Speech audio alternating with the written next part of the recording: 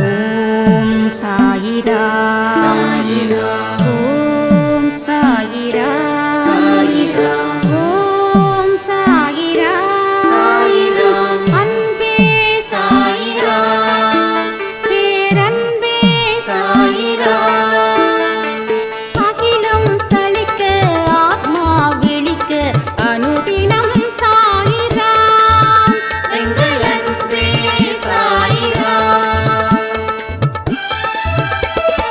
ஒன்றே இறைவன் ஒன்றே பூமிக்கென்றும் சாயிரா சரணம் சாயிரா நன்றே செய்து வாழ்வோம் நாம் ஒன்றே செய்து வாழ்வோம் அன்பே சாயிரா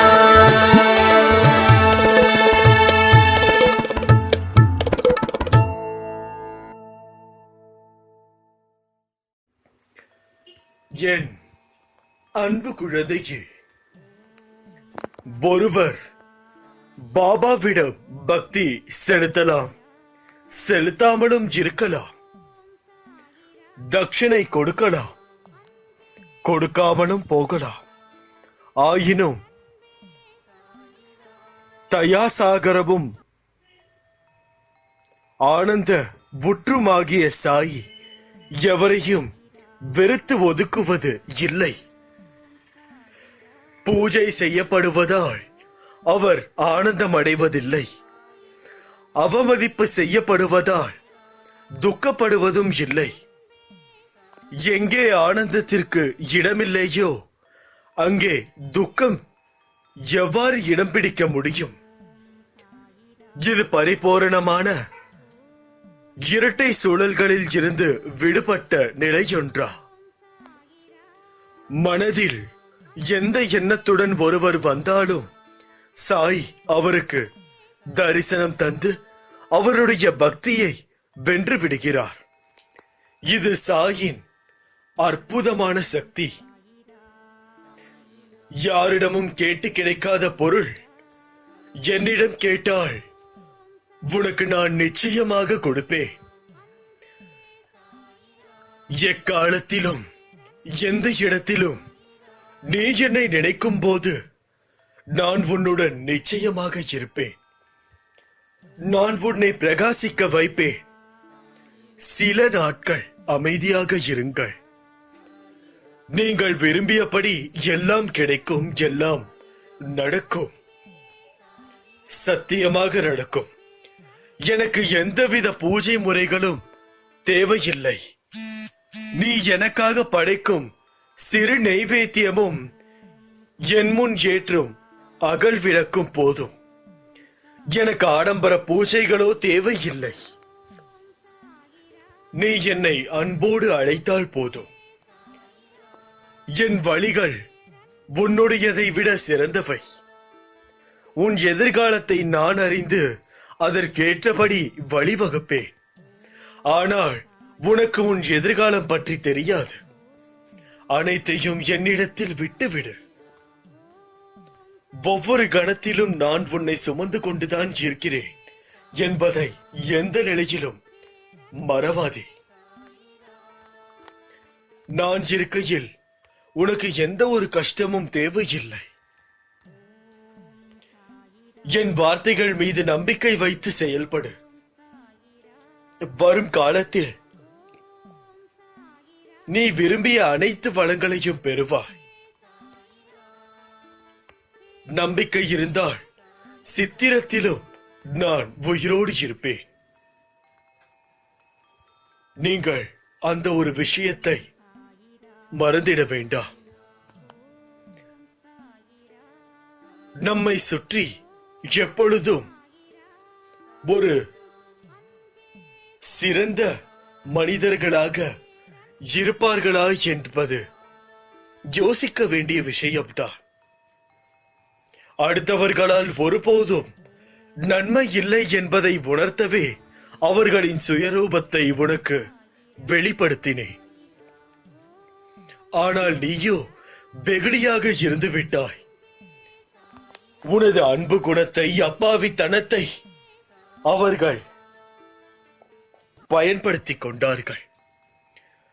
பொருளையும் நம்பிக்கையும் நீ இழந்து விட்டாய், அவமானமும் பட்டாய். அந்த கெட்ட காலங்களை நினைத்து பார்க்க வேண்டாம்.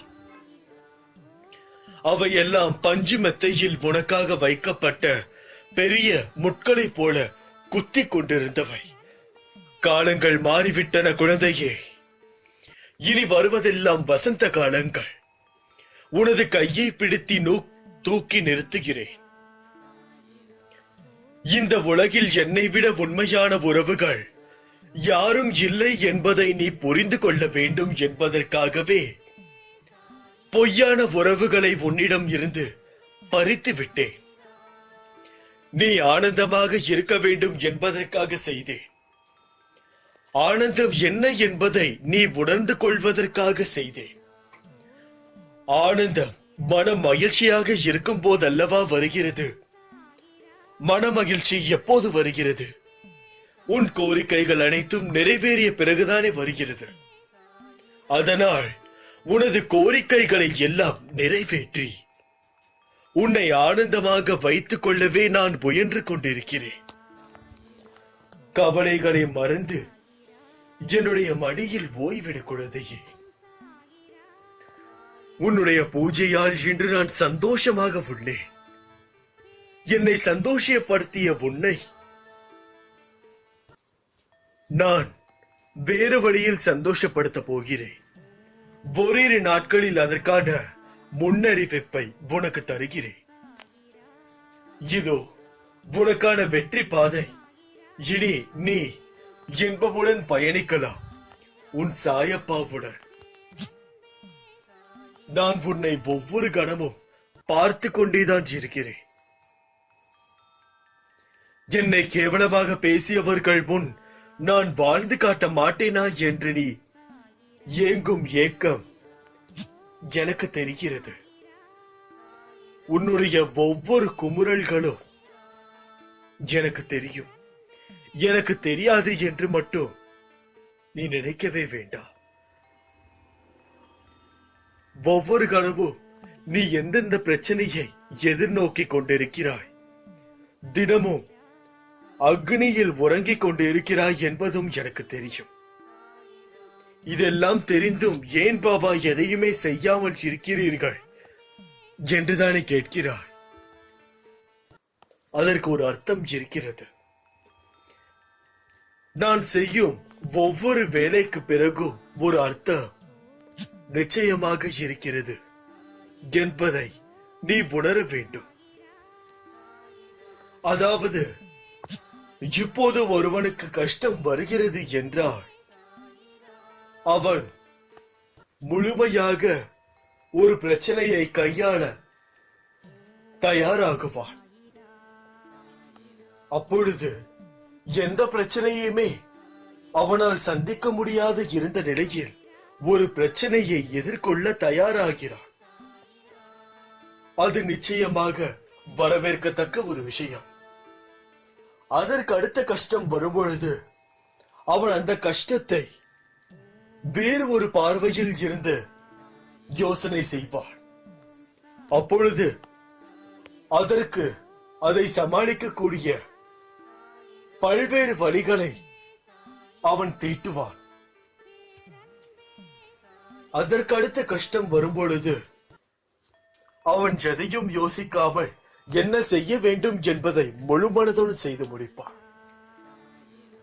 ஆகையால் ஒவ்வொரு கஷ்டத்திலும் ஒவ்வொரு பாடம் இருக்கிறது என்பதை நீங்கள் உணர வேண்டும். என்றுமே வாழ்க்கையில் ஒதுக்க வேண்டிய 6 விஷயங்கள் தெளிந்த அறிவோடும் விழிப்போடும் இருக்க வேண்டும். அதாவது இதை நாம் கடைபிடிக்க வேண்டும். பேராசையை விட்டு நிறைமனமாக இருக்க வேண்டும். சினத்தை விட்டு பொறுமையாக இருக்க வேண்டும். தாழ்வு மனப்பான்மையை விட நேர்நிறை உணர்வாக இருக்க வேண்டும். வஞ்சகத்தை தூக்கி எறிந்துவிட்டு மன்னிப்பவனாக இருக்க வேண்டும். தனக்கும் பிறர்க்கும் தற்காலத்திலும் பிற்காலத்திலும் அறிவிற்கும் உடல் உணர்ச்சிக்கும் வருத்தம் எழாத அளவிலும் முறையிலும் செயலாற்றினால் நீ நிச்சயம் தடைகளை தகர்த்து வெற்றி அடைந்து இன்பமாக வாழலாம். உன்னுடைய முக்கிய குறைபாடு எதுவென்றால் நீ யோசித்து தீர்க்கமாக எடுத்த முடிவை செயல்படுத்துவதற்கு பதிலாக மீண்டும் அதை பற்றி ஆலோசித்துக் கொண்டு பேசிக்கொண்டும் இருக்கிறாய் என்பதுதான். ஒரு பிரச்சனை முடிந்து விட்டது என்றால் அதை அத்தோடு முடித்து விடுங்கள். மறுபடியும் அதை பற்றி பேசவோ மற்றவர்களிடம் அதை பற்றி சொல்லவோ அதில் இருந்து உங்கள் வாழ்க்கை பாடத்தை பிறருக்கு எடுத்து அவர்களுக்கு பாடம் நடத்துவதோ வேண்டாம். ஒரு தவறான விஷயம் நமது வாழ்க்கையில் நடக்கிறது என்றால் அது மிகவும் தவறான ஒன்று. அந்த தவறில் இருந்து நீங்கள் கண்ட பாடம் உங்களுக்கு மட்டும்தான். ஏனென்றால் இந்த உலகத்தில் உள்ள ஒவ்வொரு மனிதர்களின் வாழ்க்கையும் ஒரே போலானது இல்லை. பலருக்கும் பல்வேறு பிரச்சனைகள். ஒருவருக்கு கை இல்லை என்ற பிரச்சனை, ஒருவருக்கு கால் இல்லை என்ற பிரச்சனை, ஒருவருக்கு கண் இல்லை என்ற பிரச்சனை. அப்படி இருக்கையில் உங்களுடைய பிரச்சனையில் இருந்து நீங்கள் கண்ட பாடம் பிறருக்கு, அதாவது பிறருடைய பிரச்சனையில் வரும் ஒரு வழியாக நிச்சயமாக திகழாது. நீங்கள் ஆறுதல் கூறலாம், ஆனால் வழிகளை யோசிக்க வேண்டியது அவர்கள்தான்.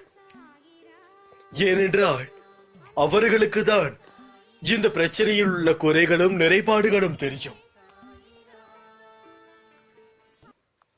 எந்த ஒரு கோரிக்கையும் நிச்சயமாக நிறைவேறும்.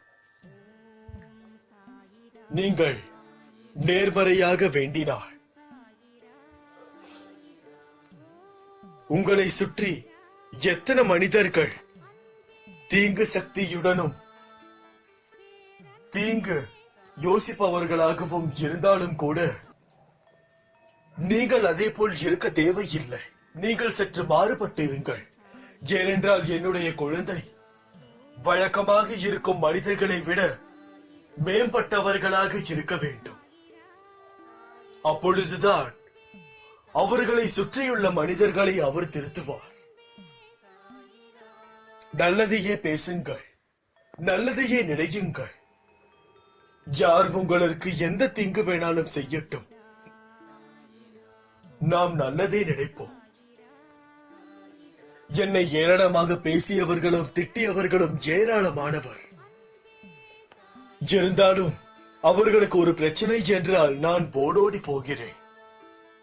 ஏனென்றால் அவர்களை காக்க வேண்டிய கடமை எனக்கு உள்ளது. அதே போல்தான் என்னுடைய பிள்ளையும். இன்று காலை ஒருவன் உங்களை உதாசீனப்படுத்தி கேவலப்படுத்தி கொண்டு போகிறான் என்றால் மாலையில் அவனுக்கு ஒரு பிரச்சனை என்றால் நீங்கள் செல்ல வேண்டும். அனைத்து மனிதர்களையும் அன்போடு பாருங்கள். ஆனால் அந்த அன்பையை சார்ந்திருக்க வேண்டும் என்ற ஒரு அடிப்படையில் மாறிவிடாதீர்கள். அனைத்து மனிதர்களிடையும் மனதும் ஒரு சிறிய அன்பிற்காக மட்டும்தான் இயங்குகிறது. சிறிய அன்பு மற்றும் பாராட்டு. ஒரு சிலர் தங்களுடைய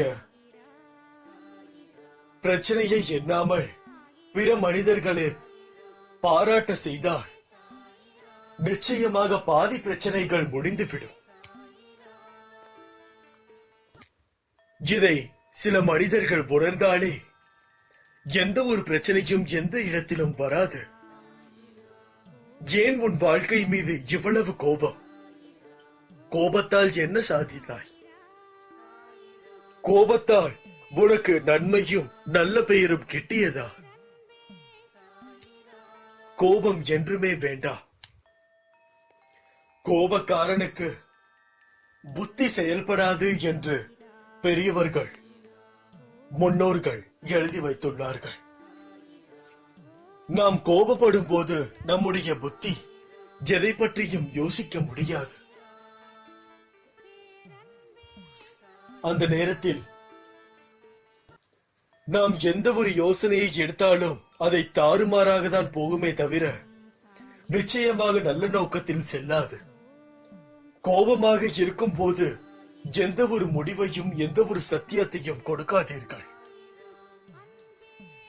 ஏனென்றால் நாம் கோபமாக இருக்கும் பொழுது நம்முடைய மனம் மிக மோசமாக அலைபாய்ந்து கொண்டிருக்கும். அப்பொழுது நீங்கள் எடுக்கும் முடிவிலோ கொடுக்கும் சத்தியத்திலோ அதில் என்ன நேர்மறை எதிர்மறை இருக்கிறது என்று தெரியாது. அவசரப்பட்டு கொடுத்துவிட்டு அதை நாம் முடிக்க முடியாமல் போய்விட்டால் அது ஒரு கஷ்டமாக மாறிவிடும். உங்களுடைய பிரச்சனைகள் அனைத்தும் என்னுடைய பிரச்சனை. அப்படி இருக்கையில் நீங்கள் எதை நினைத்தும் கவலைப்பட தேவையே இல்லை. உங்களுக்கான வசந்தமான வாழ்க்கை காத்து கொண்டிருக்கிறது என்பதுதான் அர்த்தம். நல்லதே நடக்கும்.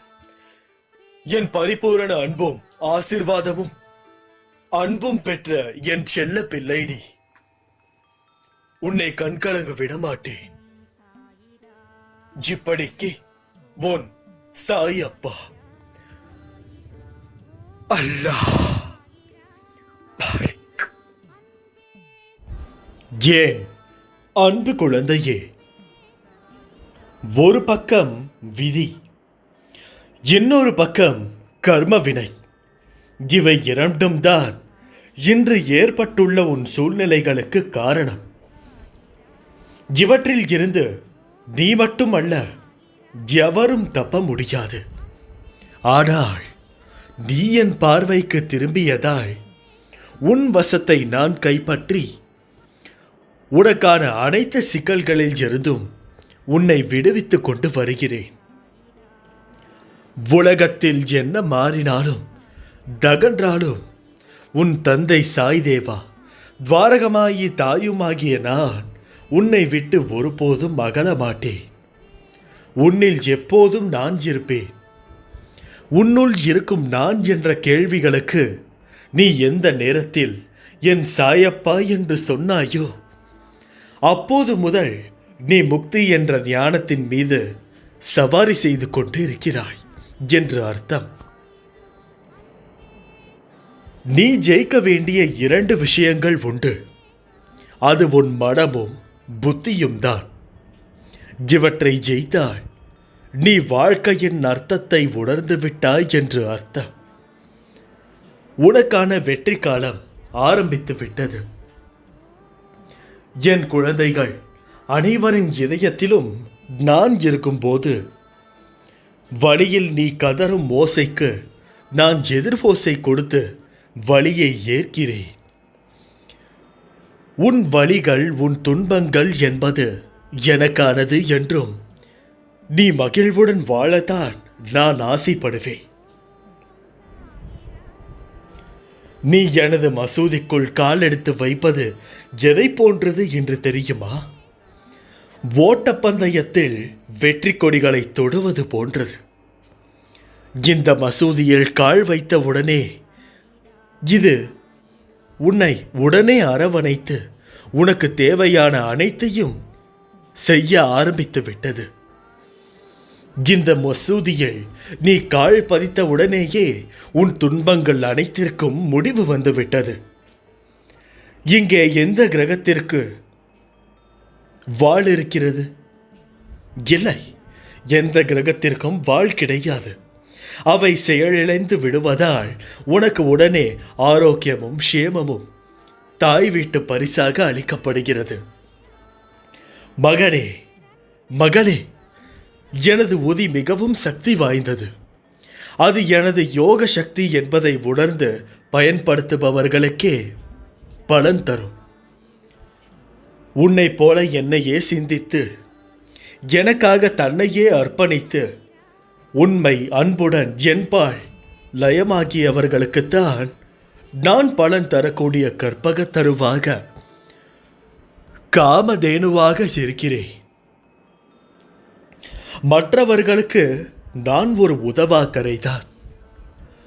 அர்ஜுனனிடம் அவன் தனது உறவுகளை எதிர்த்து போரிட தயங்கிய போது விஸ்வரூபத்தை காட்டி இவர்களை நான் ஏற்கனவே கொன்றுவிட்டேன், கொன்றதைதான் நீ கொள்கிறாய் என்று விளக்கிச் சொல்லி அவனுக்கு விஷயத்தை புரிய வைத்தது போல்தான் நீ மலை போல நினைத்திருக்கும் பிரச்சனைகள் அனைத்தையும் நான் ஏற்கனவே தீர்த்து விட்டேன்.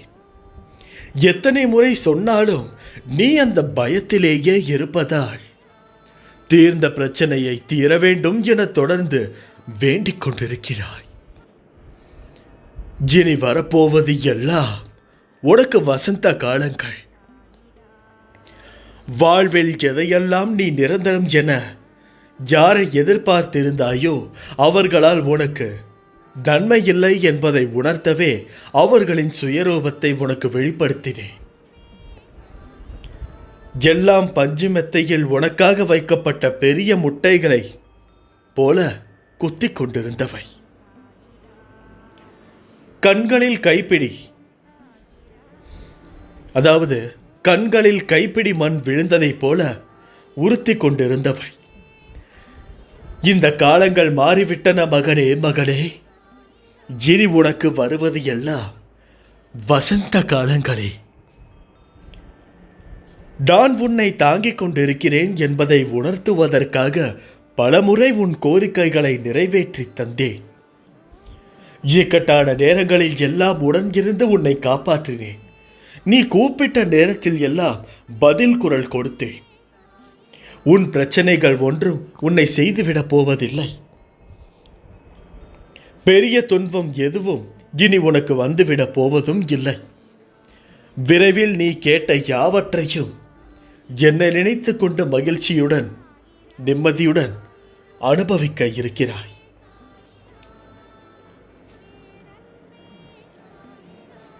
நிர்குண கடவுளேதான் சகுன உருவமான மற்ற கடவுள்களாகவும் மகான்களாகவும் பூமியில் தோன்றி மனிதனை மனிதனாக்கும் முயற்சியில் ஈடுபட்டு வருகிறேன். என்னை கடவுளாக பார்க்காமல் உன்னுடைய அப்பாவாக பார். உன்னுடைய அப்பாவாக என்னை நினைத்து என் மீது நம்பிக்கையும் பொறுமையையும் கொண்டவன் என் கருணைக்கு பாத்திரமாகி விடுவான். குழந்தை தாயை நம்புவது போல என் மீது பூரணமான நம்பிக்கை கொள்ளுங்கள். தேவையானதை என்னிடம் கேட்டால் அது நிச்சயம் உங்களுக்கு கிடைக்கும். தாயன்புக்கு ஈடேதும் இல்லை. நானும் தாயாக உலக உயிர்களின் மீது அன்பு காட்டி வருகிறேன். அது எப்படி நான் பெற்றெடுத்த பிள்ளை, என் பிள்ளை நீ. உன்னை விட்டு நான் எப்படி போவேன் என்று நீ எப்படி நினைக்கலாம்? உன்னை வலுப்படுத்தவே நான் வந்துள்ளேன். நீ அறிந்தது இந்த ஒரு ஜென்மத்தில்தான் நான் உன்னுடன் இருக்கிறேன் என்று. ஆனால் எல்லா ஜென்மத்திலும் உன்னுடன் தான் நான் இருக்கிறேன், இருந்தேன், இருப்பேன். உன் உயிரின் அகண்டமாய் உன்னுடன் தான் நான் இருப்பேன். உனக்கான எல்லாம் நானே தருவேன். கொஞ்ச காலம் பொறுத்து கொண்டாய், இன்னும் கொஞ்ச காலம் பொறுத்துக்கொள். கவலைப்படாமல் இரு. என்னை தாண்டி என்னை மீறி எதுவும் நடக்க விட மாட்டேன். உனது விதிக்கு உட்பட்டு விதி உன்னிடம் வரும்போது உன்னை லேசாக தொட்டு மட்டுமே பார்க்க முடியும். மற்றபடி உன்னை மிகவும் நெருங்க விடமாட்டேன். அப்பா நான் இருக்கிறேன். தைரியமாக இரு, தன்னம்பிக்கையோடு இரு. கெடுதல் நடப்பதற்கு இடம் கொடுத்து விட்டால் பிறகு நான் எதற்கு? கலங்காதே. எந்த சூழ்நிலையிலும் நான் உன்னை கைவிடவே மாட்டேன். இறைவன் நிறைந்திருக்கும் வெட்ட வெளியே உண்மை. மற்றபடி நிரந்தரம் இல்லாத இந்த மாய உலகங்கள் எல்லாம் இறைவனால் படைக்கப்பட்டு இந்த உலகத்தில் தொங்கவிடப்பட்டுள்ளத காரணம் நாம் இறைவனை படிப்படியாக அறியும் பொருட்டே.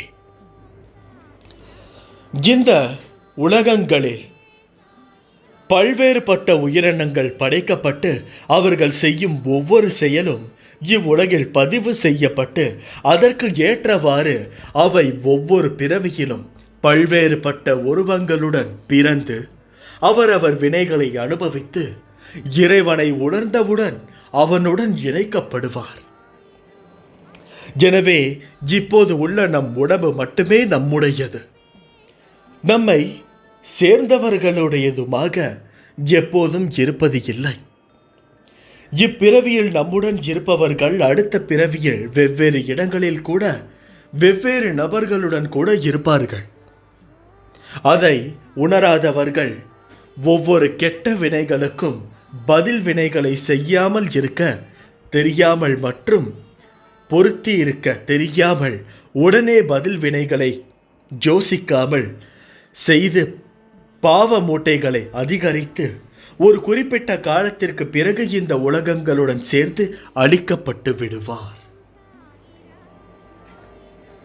நான் என்ன கூறுகிறேன் என்றால், இதை உணராதவர்கள், அதாவது இந்த பிறவியில் உன்னுடன் இருந்தவர்கள் மற்றொரு பிறவியில் வேறு வேறு நபர்களுடன் கூட இருப்பார்கள். இதை உணராதவர்கள் ஒவ்வொரு கெட்ட வினைகளுக்கும் பதில் வினைகளை செய்யாமல் இருக்க தெரியாமல் மற்றும் பொறுத்திருக்க தெரியாமல் உடனே பதில் வினைகளை யோசிக்காமல் செய்த பாவ மூட்டைகளை அதிகரித்து ஒரு குறிப்பிட்ட காலத்திற்கு பிறகு இந்த உலகத்துடன் சேர்த்து அழிக்கப்படுவார். மறுபடியும் இறைவனால் எல்லா உலகங்களும் உயிரினங்களும் மறுபடியும் புதியதாக தோற்றுவிக்கப்பட்டாலும் மறுபடியும் இந்த மாதிரி பொறுத்திருக்க தெரியாமல் உள்ள உயிரினங்கள் பிறகு மறுபடியும் இந்த உலகங்களுடன் சேர்த்து அழிக்கப்பட்டுவிடும். எனவே உலகத்தின் எதன் மீதும் அதிக ஆசை வைக்காதே. எதுவும் நிரந்தரம் இல்லை. இருக்கும் வரை நமக்கு கிடைக்கும் வரை அதை அனுபவி. மகிழ்ச்சியாக இரு. பணிந்து போக தெரிந்து கொள், தவறில்லை. உனக்கு கொடுக்கப்பட்டுள்ள உறவுகள் மீது அதிக பற்று வைக்காமல் இறைவனிடம் நம்மை போலவே அவர்களையும் சேர்த்து வைக்க சிறுவயதில் இருந்தே பயிற்சி கொடுங்கள். அப்போது நீங்களும் உங்களை சேர்ந்தவர்களும் இறைவனுடன் விரைவில் ஐக்கியமாகி விடுவீர்கள். அப்படி முடியவில்லை என்றாலும் உன் வேண்டுதலால், உன் பொறுமை மற்றும் நம்பிக்கையால், எதிரிகளுக்கும் விட்டு கொடுக்கும் தன்மையால் ஒரு நாள் நிச்சயம் விடியும். உனக்கு தேவையானது எல்லாம் உன் வீடு தேடிதானே வந்தடையும். மற்றும் உன்னை புரிந்து கொண்டு உன்னை விட்டு பிரிந்த உறவுகள் கூட உன்னை தேடி ஓடி வரும். நீ காண்பது அனைத்தும் மாயை. இந்த பரந்த உலகத்தில் அறிமுகம் ஆகும் அனைத்தும் மாயை. எதுவும் நிரந்தரம் இல்லை. இருந்தாலும் உன் விருப்பங்களை நான் பூர்த்தி செய்வேன். மேற் சொன்னவற்றை புரிந்து கொண்டு அவர்களிடம் நடந்து கொள். இந்த தருணத்தில் விட்டு சென்றவர்களை நீ தேடி போக தேவையில்லை. நானே உன்னிடம் வர வைப்பேன். அவர்களை அப்போது ஒதுக்கி வைத்து பார்த்து ரசிக்க நினைக்காதே. உனக்கும் எனக்கும் பூர்வ ஜென்ம புண்ணியம் உள்ளது. அது இல்லை என்றால் உனக்கு நான் குருவாக இருப்பது அர்த்தம் இல்லாமல் போய்விடும். இறைவனால் படைக்கப்பட்ட உனக்கே பிறர் குற்றங்களை மன்னிக்கும் தன்மை இருக்கும் போது நீ செய்த தவறுகள், பாவங்கள் அனைத்தும் உன் பூர்வ ஜென்ம புண்ணியத்தின் காரணமாக உனக்கும் உன்னை சேர்ந்தவர்களுக்கும் மன்னிக்கப்பட்டு அதனில் பெருமளவு நான் தாங்கிக் கொண்டு உங்களை அதில் இருந்து விடுவித்து உங்களை எனது பக்தனாக அடைத்து நிற்கிறேன். கவலைப்படாதே, நான் இருக்கிறேன். கலங்காதே. எனக்காக இன்னும் சற்று காத்திருங்கள். உங்களுக்கான நாளில் இருந்து அனைவர் முன்னிலையிலும் உங்களை வெறுத்தவர்கள் உட்பட இது எப்படி நடந்தது என்று அனைவரும் பிரமிப்படையும்படி அதிசயங்கள், அற்புதங்கள் ஒவ்வொன்றாக பெய்யென பெய்யும் மழையை போல் உங்களுக்கு நடந்து கொண்டே இருக்கும். மற்றும் இறைவனிடம் நீங்கள் ஐக்கியமாகி விடுவீர்கள். ஏனெனில் பொறுத்தவர் பூமி ஆழ்வார் இல்லையா? இப்படிக்கு உன் சாயப்பா. அல்லாஹ் பாலிக். ஜேன் அன்பு குழந்தையே, உன் இல்லத்தில் நான் இருக்கிறேன். இனி உனக்கு எந்த குறையும் இருக்காது. உன் கடமையை செய். நடப்பது எல்லாம் நன்மையாக நடக்கும். வாழ்க்கை எந்த தூரத்தில் எந்த வழியில் செல்கிறதே என்று தெரியாமல் கதி கலங்கி போய் உள்ளாய். உனக்குதான் நான் இதை சொல்ல வந்திருக்கிறேன். உனக்கு என்ன ஆயிற்று? ஏன் எதையோ நினைத்து குழம்பிக் கொண்டிருக்கிறாய்? உனக்கு எதிரி வெளியே யாரும் இல்லை. உன்னை பின்னுக்கு தள்ளும் உன்னுடைய மனநிலைமைதான். உன்னிடம் நான் பேச வேண்டிய பல முக்கியமான விஷயங்கள் உள்ளது. உன் பிரச்சனையை நினைத்து நினைத்து உன் வாழ்நாளில் இருக்கும் நிம்மதியை தொலைத்து கொண்டிருக்கிறாயே தவிர அதற்கான வழி என்னவாக இருக்கும் என்பதை யோசிக்க மறுக்கிறாய். உன் மனதில் 1000 எண்ணங்கள் ஓடலாம். அவை எல்லாம் உன் குணங்களின் சாயல் எண்ணங்களாய் வருவதென்று இல்லை. எண்ணங்கள் என்பது உங்களுக்கும் மற்றவர்களுக்கும் ஒரு நிகழ்வென்று வரும்போது உன் எண்ணங்கள் அவர்களுக்கு நீ எவ்வாறு யோசிக்கிறாய் என்பதில்தான் உன் குணங்கள் எப்படிப்பட்டது என்பதை நிர்ணயிக்கப்படுகிறது. எண்ணங்கள் தான் வாழ்க்கை. வாழ்க்கை போகும் வழியை முடிவு செய்வதும் எண்ணங்கள்தான். அதனால் உன்னுடைய எண்ணங்களை நீ மிகவும் சுத்தமாக வைக்க தொடங்கு. ஏனெனில் எண்ணம் என்பது மிக மிக முக்கியமான ஒரு விஷயம். என்னுடைய அருகில் வா. உனக்கு என்ன வேண்டும் என்பதை நீ சொல். உனக்கு எப்பொழுது எல்லாம் உன்னுடைய எண்ணங்கள் அலைப்பாய தொடங்குகிறதோ அப்போது எல்லாம் உனக்கு பிடித்தமான ஒரு விஷயத்தை நீ செய். அது உன்னுடைய மனதையே மாற்றும் அளவிற்கு இருக்க வேண்டும். நன்றாக புரிந்து கொள். உன்னுடைய மனதையே அதை மாற்றும் அளவு திறன் கொண்டதாக இருக்க வேண்டும். உதாரணத்திற்கு, என் முன் அமர்ந்து என்னுடைய நாமத்தை உச்சரிக்கலாம். என் முன் அமர முடியவில்லை, நீங்கள் ஏதோ வெளியில் இருக்கிறீர்கள் என்று கூறும் பொழுது கண்ணை மூடி ஒரு 5 நிமிடம் என்னுடைய நாமத்தை உச்சரித்தால் அங்கும் இங்கும் அலைந்தோடுகிற உங்களுடைய மனம் உங்கள் கையில் கிடைக்கும்.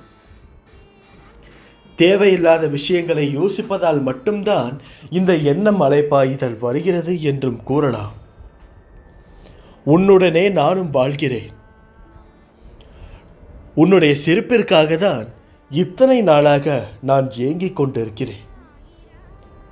வாழ்க்கை என்னும் பெருங்கடலில் வாழ்கிறாய்.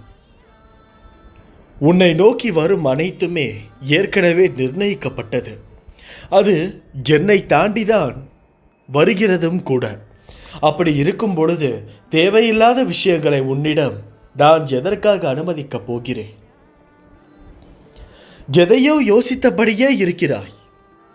வாழ்க்கையில் வருவதை அனுபவித்து வாழ வேண்டுமே தவிர தேவையற்ற குழப்பங்களை மனதில் சுமந்து கொண்டு தேவையில்லாமல் யோசித்துக் கொண்டு இருப்பதை தவிர்த்து கிடைத்திருக்கும் இந்த வாழ்க்கையை எப்படி போராடி ஜெயிப்பது என்பதை பற்றி யோசித்து வாழ்க்கையில் வரும் மேடு பள்ளத்தை கடந்து எப்படி மீண்டு வருவது என்பதை பற்றி யோசித்து வாழ்க்கையில் வரும் இன்னல்களை எதிர்த்து வாழ வேண்டும். நான் சொல்வது அருள் வாக்கல்ல, தெய்வ வாக்கு. விதிக்கப்பட்ட விதி யாராக இருந்தாலும் அனுபவித்தே ஆக வேண்டும். நான் அனைத்திலும் இருந்தும் உன்னை பாதுகாத்து வழி நடத்தி செல்வேன். என் அற்புதங்கள் நடந்து கொண்டேதான் இருக்கிறது. அதை நீயும் பார்த்து கொண்டேதான் இருக்கிறாய். ஆனால் உனக்கு என்னுடைய பக்தியும் மற்றும் உன்மேல் இருக்கக்கூடிய அந்த ஒரு ஈடுபாடு உணர மறுக்கிறாய். வாழ்க்கையில் அடுத்த நிமிடங்கள் என்ன நடக்கும் என்பதுதான் மனிதனின் வாழ்நாளுடைய அர்த்தங்கள் அடங்கி உள்ளது. உனது அர்த்தங்களுக்கு தான் ஓடுகின்ற ஓட்டம், அதில் நிதானமாக ஓடுபவர்கள் சில பேர், நிதானத்தை மனதில் கொண்டு ஓடுகின்ற சிலர் எதற்காக ஏன் என ஒன்றும் தெரியாமலான ஓட்டம். உன் சாயப்பா இந்த தற்போதைய உலகத்தை பார்க்கும்போது விடிவது, அதில் ஓட்டம் மட்டும்தான் கண்களுக்கு தெரிகிறதே தவிர வேறெதுவும் இல்லை.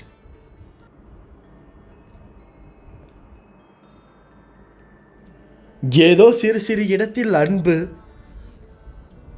அன்பு பரிவாகலாம், பரிவு பாசமாகலாம் என சிலரின் மனதில் பார்க்க முடிகிறது. ஏதோ சிறு சிறு இடத்தில். அப்படிப்பட்ட சூழலில் என் பிள்ளைகளான நீங்கள் என் கண்களிற்கு வித்தியாசமாக தெரிகிறது. நேர்மறை உலகில் நேர்மறையான சூழ்நிலைகளான நேரத்தில் மனிதர்களிடத்தில் வாழ்வது சுலபம். ஆனால் நேர்மறை உலகம்தான். ஆனால் சில மோசமான எதிர்மறையான குணங்கள் நீ உன் எதிரில் உள்ளவர்கள் இடத்தில் கடந்து வருகிறாய்.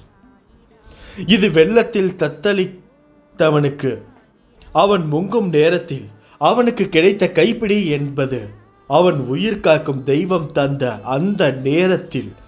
அதுதான் உன்னுடைய இப்போதைய வாழ்க்கை நிகழ்வு. நன்றாக புரிந்து கொள். இது வெள்ளத்தில் தத்தளித்தவனுக்கு அவன் முங்கும் நேரத்தில் அவனுக்கு கிடைத்த கைப்பிடி என்பது அவன் உயிர் காக்கும் தெய்வம் அந்த நேரத்தில். அதுதான் உன்னுடைய வாழ்க்கையின் இப்போதைய நிகழ்வு. நீ எதற்கும் பதைக்காதே. என் கை என்பதும் உன்னை காக்கும். விரைவில் மேலோங்கி உன்னை பார்த்து நகைத்தவர்களுக்கு முன்னிலையில் நிமிர்ந்து பார்க்க உன்னை செய்வேன்.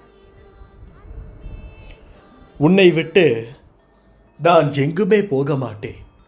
உன்னுடைய அருகிலேயே தான் இருக்கிறேன்.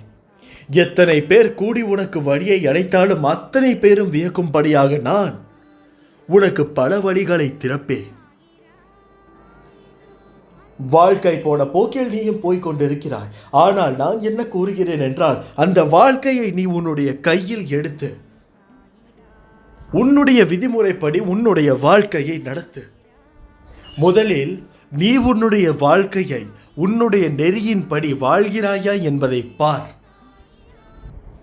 பிறகு உன்னை சுற்றி இருப்பவர்களும் உன்னுடைய வழிக்கு வருவார்கள். என்னிடம் நீ வருவதற்காக எந்த ஜென்மத்தில் எதை செய்தாயோ என்று தெரியவில்லை. ஆனால் நான் உன்னை தெரிந்தெடுத்து விட்டேன். இனி என்னுடைய குழந்தையின் வாழ்க்கை எப்படி இருக்கப் போகிறது என்று நானும் பார்க்கிறேன். குழந்தையே, எனது அற்புதங்கள் நிகழ்ந்து கொண்டே இருக்கும். என் உதவி உனக்கு எப்போதும் கிடைக்கும். நான் செய்யும் உதவி அற்புதங்களாக வெளிப்பட்டு கொண்டிருக்கும். உன்னை நோக்கி வரும் அனைத்துமே நான் பார்த்து கொண்டுதான் இருக்கிறேன். உன் வசத்தை நான் கைப்பற்றி உனக்காக அனைத்து இக்கட்டுகளில் இருந்து உன்னை காப்பேன். ஒரு மனிதன் வாழ்க்கையில் ஜெயிக்க 2 பேரிடம் முட்டி மோதி சண்டையிட வேண்டும். அந்த 2 பேர் யார் என்று தானே யோசிக்கிறாய்? அது உன் மனமும் புத்தியும். இந்த மனதையும் புத்தியையும் ஜெயித்தால் நீ வாழ்க்கையின் அர்த்தத்தை உணர்ந்து விட்டாய் என்பது அர்த்தம். உனக்கான வெற்றி காலம் ஆரம்பித்து விட்டது என என்னுடைய உயிரான குழந்தைக்கு நான் கூறுகிறேன். நோய் நொடி இல்லாமல் வாழ வேண்டும் என்று நினை. அடுத்தவரை நோகடித்து வாழ வேண்டும் என்ற எண்ணத்தை காலில் போட்டு மிதி. உன்னுடன் நான் இருக்கும் ஒவ்வொரு நொடியும் நான் என்னுடைய கண்ணின் மணி போல உன்னை பாதுகாத்து கொண்டே வருகிறேன். எறும்புகள் இடத்தும் கூட. உங்கள் கவலைகளை, துக்கங்களை, அவமானங்களை, தோல்விகளை முழுவதுமாக துடைத்தெறிந்து உங்களுக்கு நிம்மதியும் சந்தோஷத்தையும் கௌரவத்தையும் வெற்றியையும் தந்தருள்வேன். ஒரு நாளில் ஒரு முறையாவது சாயப்பா என்று மனதார நினைத்துக்கொள். என்னை கூப்பிட்டால் உன்னுடைய மனதில் நின்று பாதுகாவலனாக உனக்கு அடுத்தடுத்து என்ன செய்ய வேண்டும் என்பதை நான் உனக்கு உபசரிப்பேன். இது சத்தியம். இப்படிக்கு உன் சாயப்பா. அல்லாஹ் மாலிக்.